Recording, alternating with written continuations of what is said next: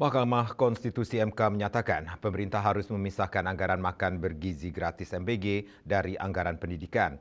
MK melalui putusan nomor 40/PUU 24/2026 menyatakan pengalokasian anggaran program dimaksud tidak bertentangan dengan pasal 31 ayat 4 Undang-Undang Dasar 1945. Keputusan ini didukung sejumlah kepala SMA di Kota Denpasar hari Selasa 4 Agustus 2026. Mereka berpendapat agar dana ini dipakai mengangkat dan menggaji guru paruh waktu.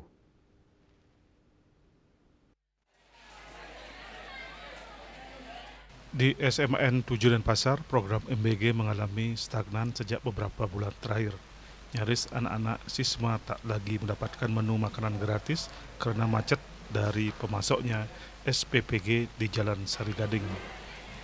Kepala SMA Negeri 7 Denpasar Cokodo Gede Anom Wiratmaja, SPD MPD mengungkapkan awalnya semua siswanya mendapat MBG rutin tiap hari. Namun sejak pengalihan dari SPPG Polda Bali berpindah ke SPPG lain di Jalan Sari Gading hingga Selasa 4 Agustus 2026, pihaknya tak lagi mendapatkan MBG. Dia setuju kalau MK memutuskan anggaran MBG tak boleh diambil dari dana pendidikan yakni sekurang-kurangnya 20%. Dana pendidikan bisa fokus dipakai untuk memenuhi pembiayaan komponen utama pendidikan yang antara lain yaitu peserta didik, pendidik, dan tenaga kependidikan, sarana dan prasarana, kurikulum, serta evaluasi dan pengembangan pendidikan. Salah satunya bisa diprioritaskan untuk mengangkat dan menggaji guru paruh waktu di Bali yang memang diperlukan sekolah. Untuk terkait dengan pelaksanaan MBG, nah SMA Negeri 7 Denpasar pada tahun pelajaran 2025-2026 sudah mendapat MBG yang dihandle oleh SPPG Polda Bali yang letaknya di Jalan Jawa. Nah, kemudian seiring berjalannya waktu di akhir tahun pelajaran, kemudian ada aturan kemungkinan karena SPPG Polda terlalu overload, sehingga nantinya dialihkan. Kami dialihkan di SMA Negeri dialihkan ke SPPG yang ada di Jalan Jalan itu dan Jalan Ika dan Pak. Berbeda halnya dengan SMAN 8 Denpasar, para siswa setiap hari menikmati menu MBG. Menu MBG sudah datang di sekolah sekitar pukul 11.00 WITA dan dibagikan saat jam istirahat kedua. Menurut Kepala SMAN 8 Denpasar Iwayan Sucipta, SPD NPD, hampir 99% siswanya mengambil MBG. Sisanya 1% tak mengambil karena kemungkinan jenuh dengan menu yang nyaris sama. Makanya dia menyarankan program ini bagus dan perlu dilanjutkan, hanya saja perlu ada variasi menu. Sucipta mendukung apapun keputusan MK dan pemerintah soal dana MBG, asalkan jangan sampai menggerogoti anggaran program pendidikan yang prioritas di sekolah. Sebaiknya anggaran yang dulu dipakai MBG dialihkan untuk menggaji dan mengangkat guru pada waktu yang diperlukan sekolah.